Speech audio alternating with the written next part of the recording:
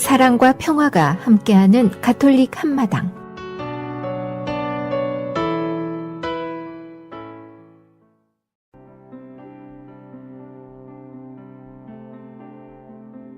오늘의 복음 말씀, 루카가 전한 거룩한 복음입니다. 예수님께서 어떤 곳에서 기도하고 계셨다.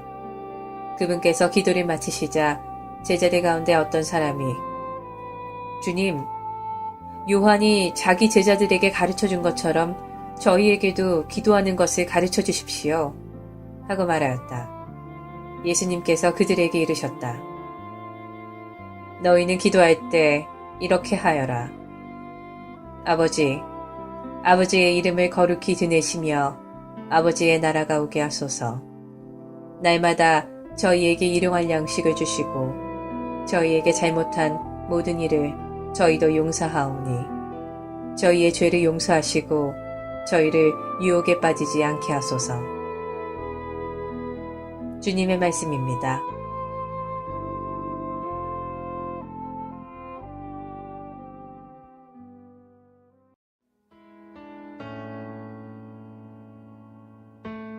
오늘의 말씀, 성정화상 바오로 성당 이경환 신부님의 말씀입니다.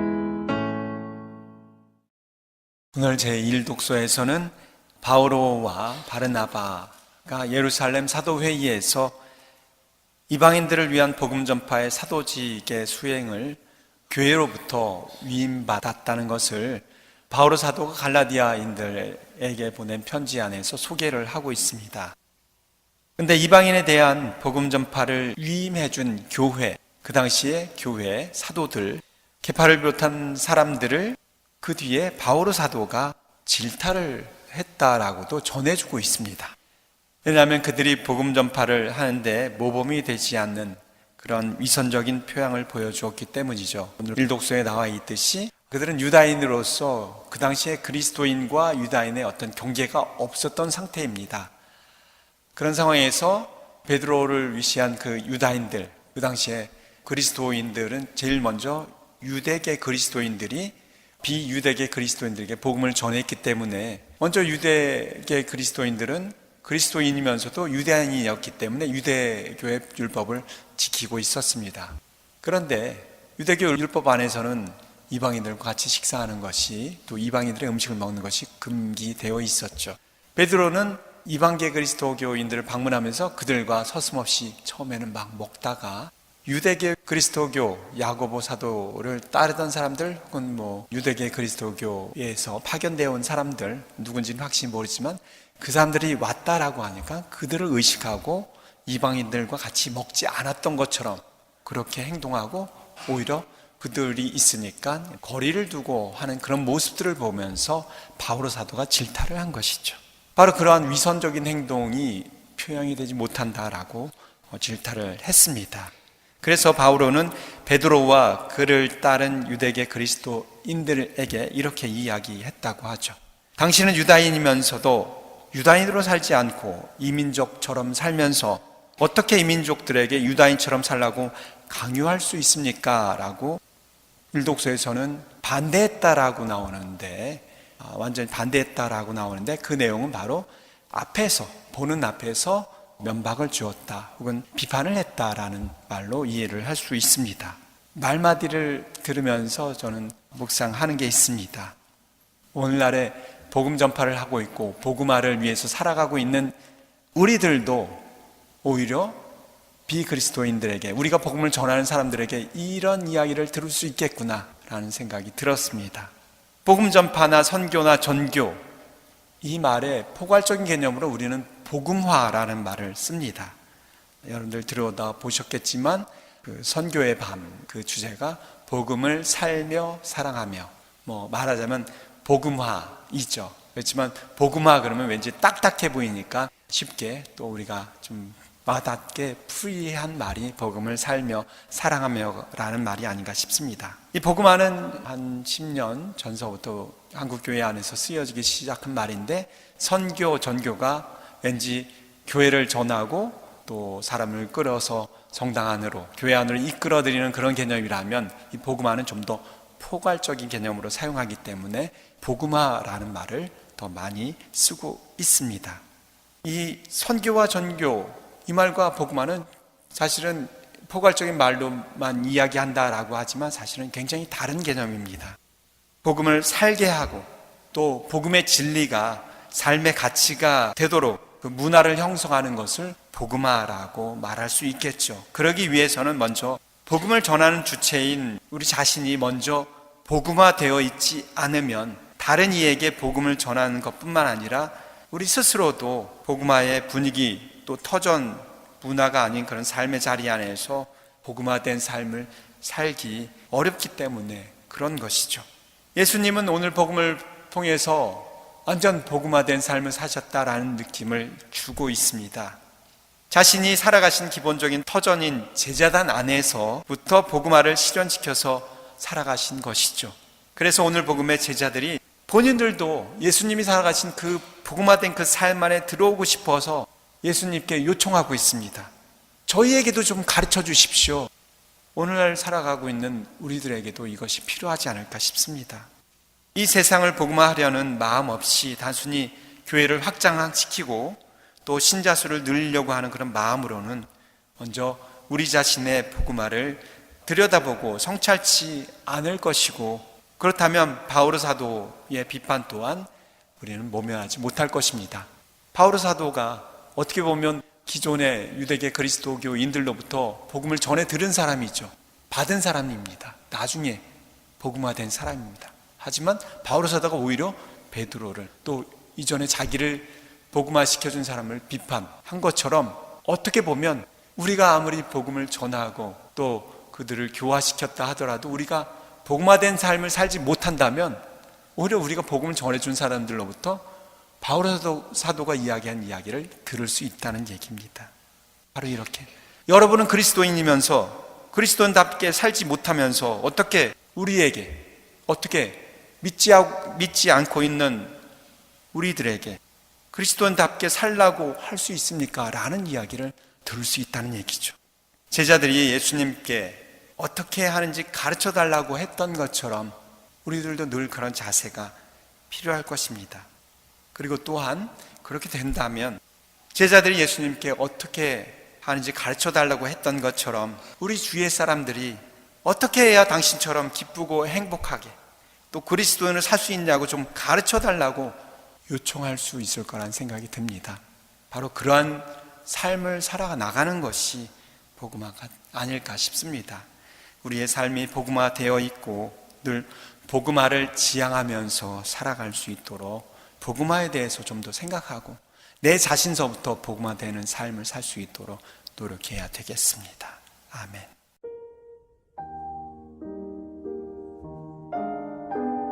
지혜를 찾는 이에게. 어떤 사람이 일하여 성공한 것을 보면서 게으른 사람들은 그가 운이 좋아서 그렇게 되었다고 평가합니다.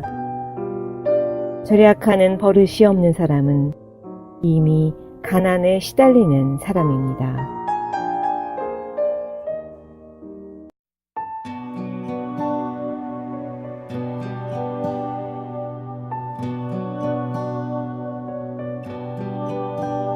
제이가 부릅니다. 아버지의 노래.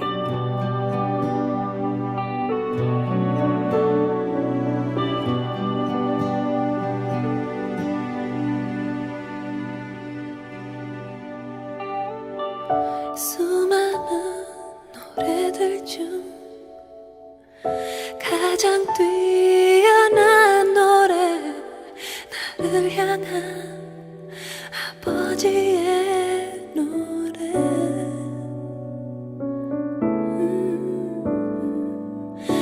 아버지의 사랑으로 영원히 내 맘속에 새겨져 있는 아버지의 노래. 천상의 그 멜로디, 창조주의 심포니, 주 당신이 부르시네 나를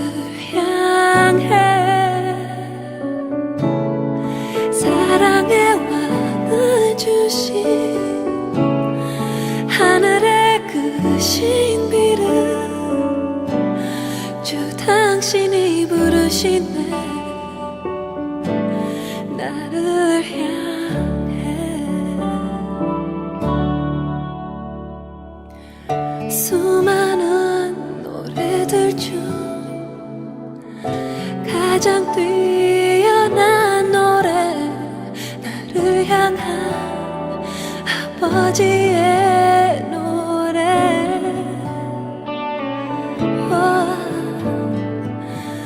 아버지의 사랑으로 영원히 내 맘속에 새겨져 있는 아버지의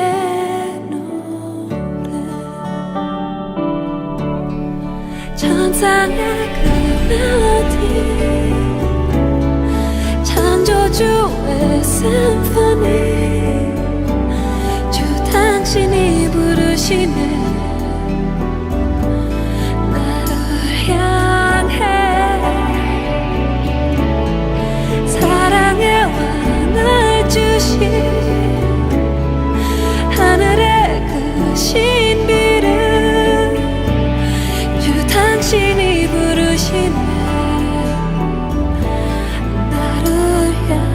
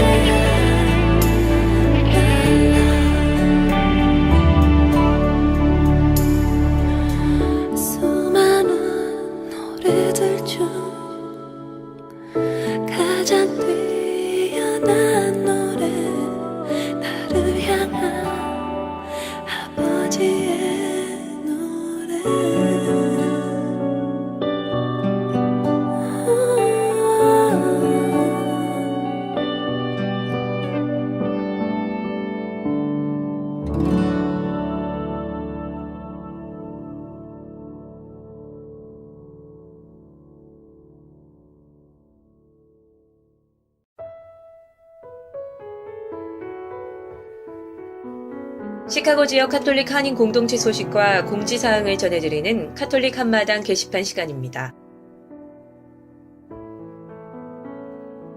성령 미사 안내입니다. 일시와 장소는 11월 22일 목요일 오후 7시 30분 시카고 한국 순교자 성당입니다. 많이 참석하셔서 은총의 시간을 가지시기 바랍니다. 성소를 위한 특강 안내입니다. 일시와 장소는 11월 22일 토요일 오후 6시 성 정화상 바오로 성당 성가대방으로 강사는 성 어거스틴 수교회의 한인 2세 양 필립 수사님으로 대상은 모짜리 회원과 성소에 관심이 있는 모든 청소년들입니다. 성소를 위한 특강에 많은 관심 바랍니다. 카톨릭 성서 모임 창세기 과정 안내입니다. 단순한 지식적인 성서 공부가 아니라 성서를 읽고 공부하고 묵상하고 나누며 성서와 신앙을 삶으로 살아가도록 도와주는 카톨릭 성서 생활 운동의 모임인 창세기 성서 그룹 모임을 모집하고 있습니다. 6, 7개월 매주 모임을 갖고 모임 후에는 말씀의 봉사자로 양성되기 위해 연수를 받게 됩니다. 신청을 원하시는 신자들은 성 정화상 성당 사무실에 비치된 신청서로 등록해 주시기 바랍니다. 브루이유 토끼 푸드 드라이브 안내입니다. 시카고 카톨릭 봉사단체 푸드 팬트리에 보낸 식품을 성 정화상 성당 사회복지부에서 유스그룹과 함께 연중 접수를 받고 있습니다. 접수처는 성당 복도에 비치한 푸드 드라이브 접수함이고 품목은 유통기간이 6개월 이상 남은 상하지 않은 식품류입니다. 경제적으로 어려운 이웃들에게 많은 관심과 사랑 부탁드립니다. 성 정화상 바오로 성당 청년회 회원 모집 안내입니다. 성경 나눔 및 청년 모임은 매주 토요일 오후 8시 특전 미사 후에 갖습니다. 만 21세부터 미혼인 신자 혹은 예비 신자 모두 환영합니다. 문의는 장호성 스테파노 312-731-1323으로 하시면 됩니다. 시카고 지역 성당 안내입니다. 시카고에 위치한 한국 순교자 성당 연락처는 773-205-5685, 알타스카에 위치한 성 김대건 안드레아 성당 연락처는 630-250-0576, 네이퍼빌에 위치한 한국 순교자의 모후 성당 연락처는 630-794-0203, 제스플레인에 위치한 성 정화상 바오로 성당 연락처는 847-699-6334입니다. 바티칸 소식입니다. 창조론과 진화론이 모순되지 않는다고 프란치스코 교황이 말했습니다.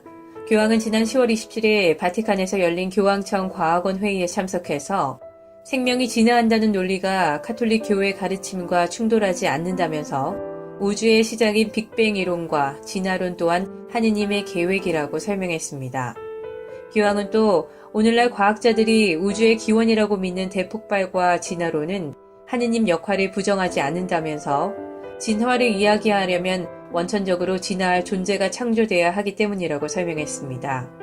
우주 폭발과 진화 모두 사실이지만 자연적으로 발생한 일이 아니라 하느님 뜻으로 이루어진 일이라며 세상은 혼돈에서 시작된 것이 아니라 사랑의 섭리에 따라 창조됐다고 말했습니다. 교황은 이어 창세기에 나오는 하느님을 무엇이든 할 수 있는 마법사로 생각해서는 안 된다고 지적했습니다. 천지 창조 이야기는 하느님 활동을 상징적으로 표현한 것이지 이를 글자 그대로 해석해선 안 된다는 것이었습니다. 창조론과 진화론은 종교계와 과학계의 오랜 논쟁거리로 현대의 진화론은 1859년 영국 과학자 찰스 다윈이 쓴 종의 기원에서 시작됐습니다. 종의 기원 발간 직후 1860년 독일 주교회의는 진화론이 성경과 신앙에 반대된다는 교사를 발표하는 등 가톨릭 교회는 진화론을 반대했습니다. 특히 진화론과 신앙을 연결하려 했던 신학자들의 활동을 금기하기도 했습니다. 이러한 태도는 비오 12세 교황에 와서야 크게 달라졌습니다. 비오 12세는 1950년 발표한 회칙 인류에서 진화론을 인간 발달에 대한 타당한 접근이자 자연과학의 정당한 탐구 자료로 인정하면서 진화론에 대한 중립적 입장을 취했습니다. 성요한 바오로 2세 교황은 한 걸음 더 나아가 유신론적 진화론을 인정했습니다. 그는 1996년 생명의 기원과 그 진화에 관한 연구와 교회의 담화를 통해서 인간의 육체가 그 이전의 생물체의 기원을 두고 있다 하더라도 그 영혼은 하느님께서 직접 창조하신 것이라고 말했습니다. 지금까지 가톨릭 게시판 시간이었습니다.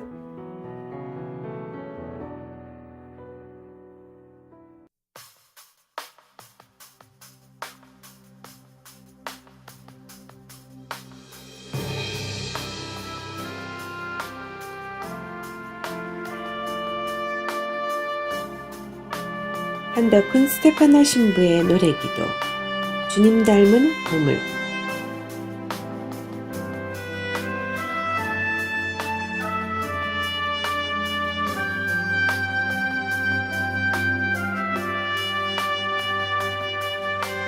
항상 좋은 것만 보고 사랑만을 전하고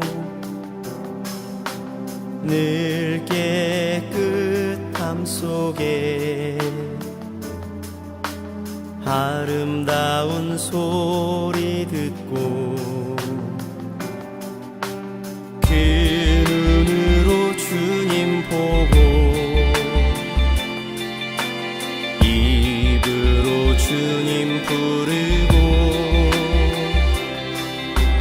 늘 항상 그려온 주님 음성 듣게 되리. 우리의 모든 것 주님의 귀한 보물. 하느님 사랑이 언제나 가득하길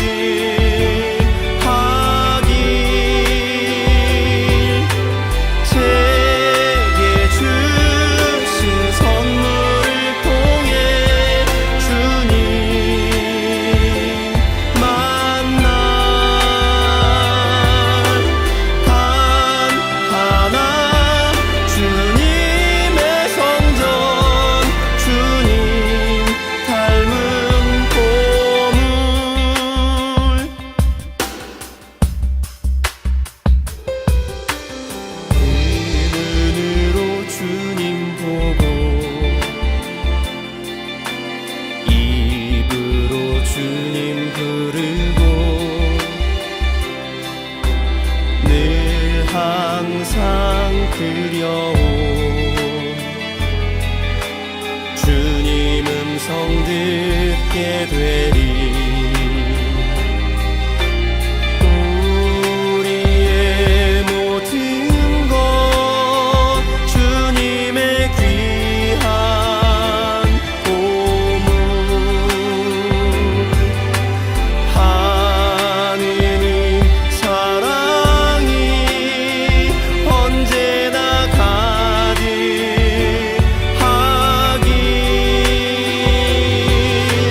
제게 주신 선물을 통해 주님 만날 하나하나 주님의 성전 주님 닮은 보물.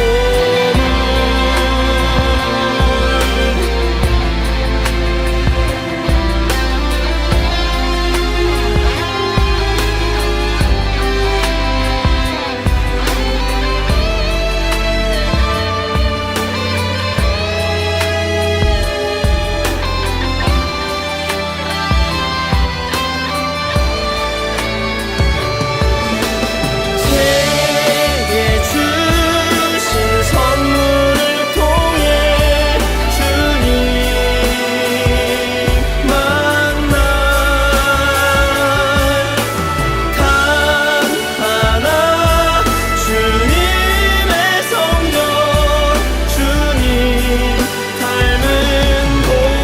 제게 주신 선물을 통해 주님 만날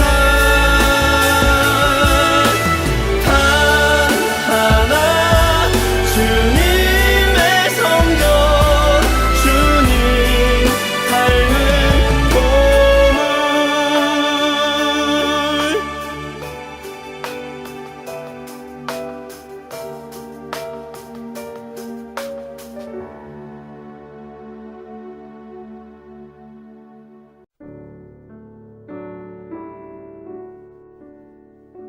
가톨릭 교리. 오늘은 노자성체에 대해 말씀드리겠습니다. 죽어가는 환자가 하는 영성체를 노자성체라고 합니다.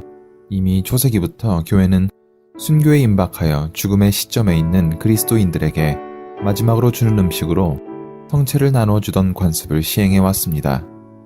마지막 여행을 위한 음식인 노자성체는 병자가 현세에서 아버지께로 건너가는 데 있어서 그를 지탱해주며 주께서 말씀하신 대로 부활이 보장되어 있음을 체험하게 해줍니다.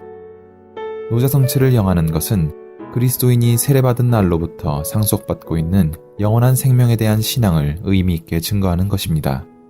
또한 이 성사는 그리스도인들이 형사적 규지들의 중재를 거치지 않고 직접 하느님을 대면하고 또 하느님 나라 잔치에 충만한 기쁨으로 참여하기 전에 마지막으로 받게 되는 성사입니다.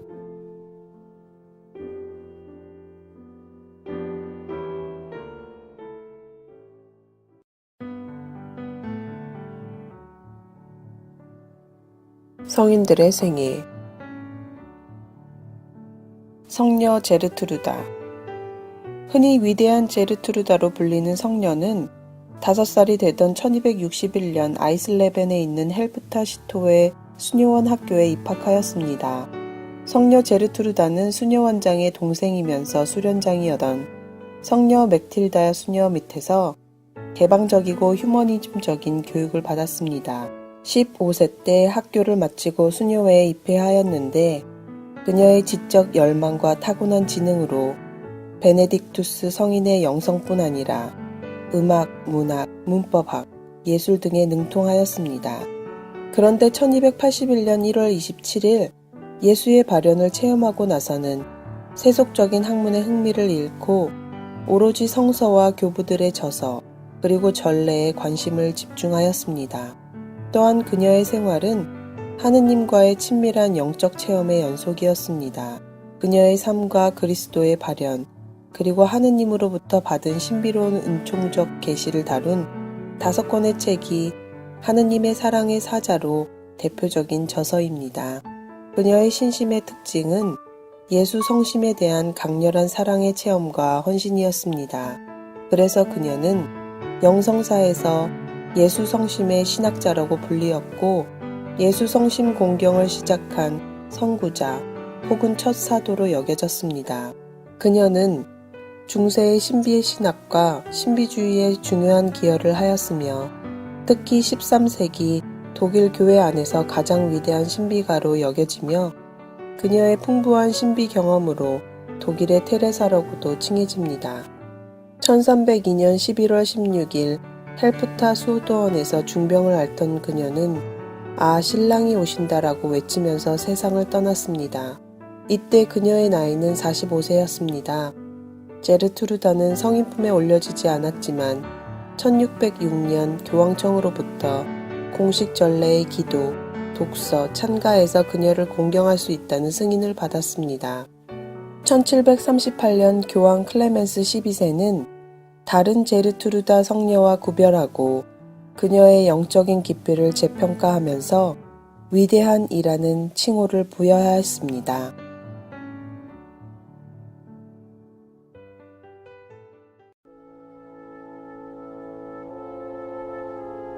(365일) 당신을 축복합니다. 죽음의 문턱. 이 세상에서 물질과 만족, 지식과 영광만을 찾는 사람은 어느 날 죽음의 문턱에 섰을 때 모든 것이 헛되다는 사실을 깨닫게 될 것입니다. 반대로 주님을 알고 사랑하며 섬기는 사람은 주님과 결합하여 영원한 행복에 들게 될 것입니다. 그들은 영원한 벌을 받는 곳으로 가고 의인들은 영원한 생명을 누리는 곳으로 갈 것이다. 마태복음 26장 46절.